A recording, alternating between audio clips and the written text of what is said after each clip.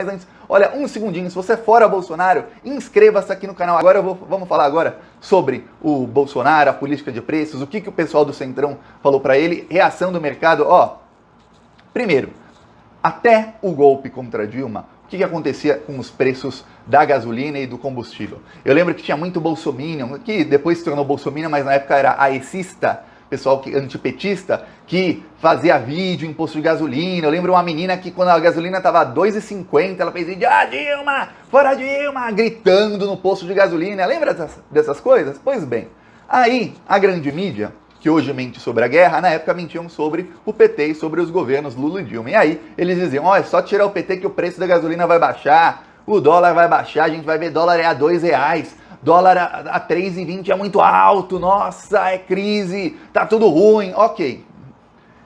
Quando alguém na Globo News fala uma coisa, aposte o contrário. Se falarem, ó, compra dólar, venda. Se falarem, ó, venda dólar, compre. Porque eles estão sempre errados. É incrível a capacidade desse pessoal de estar sempre errado. Aí, olha só, derrubaram a Dilma. Parte do golpe era o quê? Para colocar a mão no nosso petróleo. A primeira coisa que fizeram foi uma lei do senhor José Serra, um dos maiores bandidos que já nasceram em solo brasileiro na história desse país. Um projeto de lei deu uma isenção tributária de mais ou menos 1 trilhão, era a lei dos royalties do pré-sal, para as petroleiras estrangeiras que exploraram o pré-sal. É muita grana da qual o Brasil abriu mão, muita grana. Em troca de quê? Em troca de nada. Simplesmente, tô aí 1 trilhão para vocês, petroleiras. Vem aqui, peguem nosso petróleo e aí, durante o governo Temer, a Petrobras começou a vender refinarias. Então as empresas estrangeiras vêm aqui, pegam o nosso petróleo, já refinam aqui no Brasil, porque refinando você já tira as partes impuras, tudo mais, e levam para o país deles, já refinadinho, tudo bonitinho. E como já está refinado, você precisa de menos navios, economizam até no transporte. Olha que maravilha! E ainda pegaram o petróleo a preço de banana. Só que, como essas empresas vêm aqui e o Brasil não tem mais refinaria, o que acontece? Lembre-se, o Brasil é autossuficiente em petróleo. A gente produz petróleo que a gente poderia ter usado, a gente poderia usar todo o nosso petróleo e não depender de ninguém. Mas, como a gente não tem mais refinarias, o Brasil começou a pegar petróleo, a Petrobras, e mandar para refinar nos Estados Unidos. Só que quando você manda óleo cru para os Estados Unidos e importa óleo refinado, o que acontece? Na hora de importar, você importa em dólar.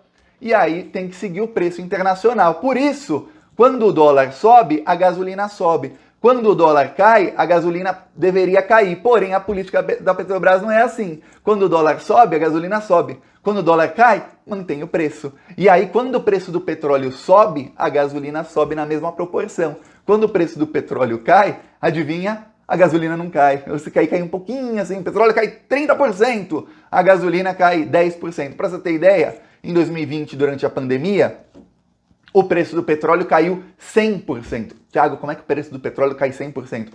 O petróleo Brent ficou com preço negativo. Fiz até vídeos aqui no começo de 2020 explicando como é que o petróleo pode ter preço negativo. Expliquei tudo isso. Aí você fala, nossa, Tiago, mas então o preço da gasolina caiu uns 50% no Brasil, né? Pô, você viu cair? Não caiu.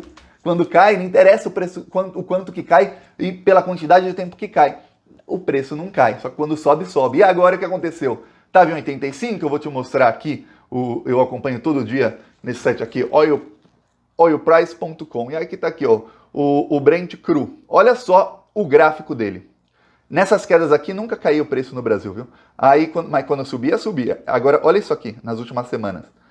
Saiu daqui para cá. Saiu de menos 80 em dezembro, quando começaram as tensões. Aí, em fevereiro, quando eu falei, estava em 85 mais ou menos. Aí você vê que já chegou aqui a mais de 120. Nesse momento está 123. Só que isso aqui está atrasado, tá vendo? Está atrasado, esse site mostra sempre um dia atrasado. Nos Estados Unidos falam que já chegou a 130 o preço do Brent cru. Aí você fala, caramba, Thiago, 130, 130. E aí, imagina agora o preço da gasolina subindo nessa proporção. O Bolsonaro foi avisado, Bolsonaro, você não vai se reeleger. Esquece reeleição, esquece. Você nem segundo turno vai ter, Bolsonaro. A gasolina vai chegar a 10, 11, 12, 13 reais. Porque as projeções que eu fiz aqui, falei 10,50, 9 a 10,50, é com o petróleo a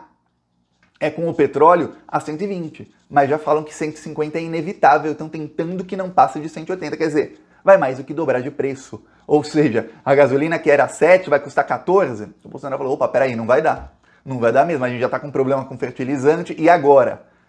Aí, o governo Bolsonaro e a ministra da Agricultura ordenaram que o Ministério das Relações Exteriores e os embaixadores do Brasil, tanto na ONU como em qualquer outro bloco econômico ou bloco de países, parem de condenar a Rússia. Por quê? Porque eles querem agradar o governo russo a ponto de que a Rússia não pare de exportar fertilizante para o Brasil. E dê um jeito desse fertilizante chegar no Brasil, seja da maneira qual for. Se não for pela Lituânia, que venha pelo mar, que faça o dobro do caminho, não importa. A Rússia não pode cortar fertilizante do Brasil. Mais do que isso, o Bolsonaro quer que a empresa russa, ligada ao governo russo, que levou quase de graça uma refinaria da Petrobras em fevereiro, que essa empresa realmente se instale ali nessa refinaria. Então o Brasil não pode ficar condenando o governo russo, que eles podem desistir do negócio, aí o Bolsonaro perde qualquer coisa que ele tenha ganho. Então o Bolsonaro tá assim, o que eu faço agora? Enquanto isso, os países do primeiro mundo, lá, a OTAN, Estados Unidos, estão dizendo, não, a gente vai banir o óleo russo, não é questão de se a gente vai banir, é questão de quando. Os europeus estão com medo, os europeus viram, opa, peraí, vai aumentar muito os preços de absolutamente tudo, a gente depende do gás, a coisa tá ruim, nossa economia vai se afogar em questão de semanas, com o óleo e o gás nesse preço em que estão. Olha só o que acontece. E aí, o Bolsonaro, no desespero, o Bolsonaro que até 2018 ele era o Bolsonaro neoliberal, o Bolsonaro foi amplamente apoiado pelos neoliberais, amplamente apoiado pelos bancos, que até o Santander mandou para os seus clientes select um e-mail em forma de carta, dizendo assim, para alguns receberam carta mesmo, dizendo assim, olha, não vote no Haddad, não exatamente com essas palavras, mas dizendo que a posição do Santander era que o PT seria ruim para a economia, vote no outro. O outro era o Bolsonaro.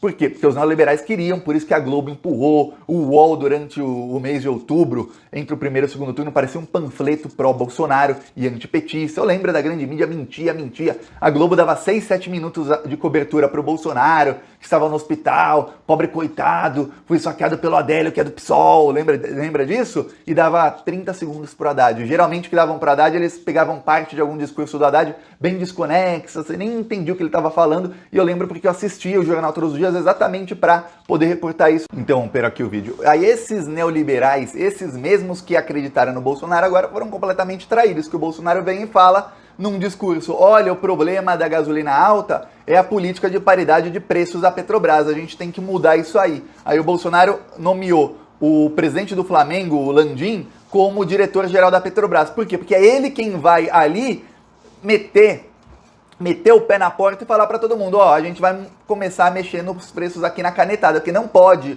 a gasolina chegar a 14. E aí você fala, mas Thiago, as ações da Petrobras caem 7% e tudo mais. Por quê? Porque os acionistas estavam na maior mamata da história. A Petrobras só nos últimos 2 trimestres enviou 61 bilhões de reais para os acionistas. A maioria deles estão lá em New York, estão lá na Inglaterra, tudo mais, são estrangeiros que estavam rindo à toa. Nós aqui, otários, pagando caríssimo, não só na gasolina, mas o preço de tudo aumenta quando o preço da gasolina, do gás de cozinha e do diesel aumentam. E aí, esse pessoal ganhando dinheiro. O maior programa de distribuição de renda da história foi feito no governo Bolsonaro, distribuindo renda minha, sua e de todos os brasileiros para meia dúzia de bilionário lá no exterior. Aí o Bolsonaro fala como se a culpa não fosse dele e diz, olha, o programa, eu percebi que agora o problema é esse. E aí copia o discurso do Lula e diz, eu vou mudar isso aí. A gente vai ter que mexer no preço na canetada, porque senão não vai ter como. O brasileiro não aguenta mais e tudo mais.